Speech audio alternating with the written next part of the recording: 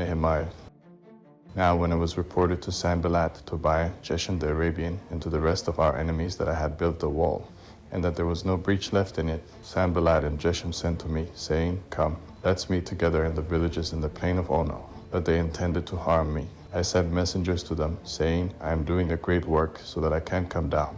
Why should the work cease while I leave it and come down to you? They sent to me 4 times like this, and I answered them the same way. Then Sanballat sent his servant to me the same way the 5th time with an open letter in his hand, in which was written, It is reported among the nations, and Gashmu says it, that you and the Jews intend to rebel. Because of that, you are building the wall. You will be their king according to these words. You have also appointed prophets to proclaim of you at Jerusalem, saying, There is a king in Judah. Now it will be reported to the king according to these words. Come now therefore, and let's take counsel together. Then I sent to him, saying, There are no such things done as you say, but you imagine them out of your own heart. For they all would have made us afraid, saying, Their hands would be weakened from the work that had not been done.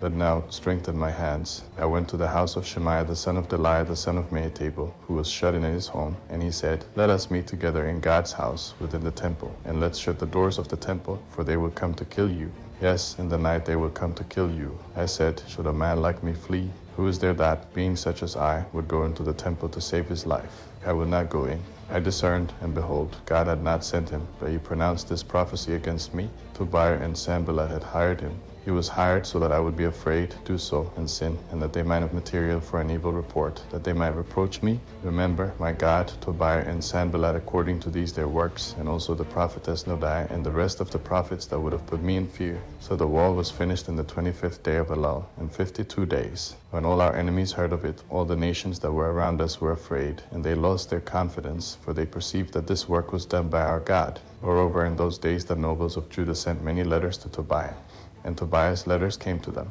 For there were many in Judah sworn to him, because he was the son-in-law of Shechaniah the son of Er, and his son Jehohanan had taken the daughter of Meshullam the son of Berechiah as wife. Also they spoke of his good deeds before me, and reported my words to him. Tobiah sent letters to put me in fear.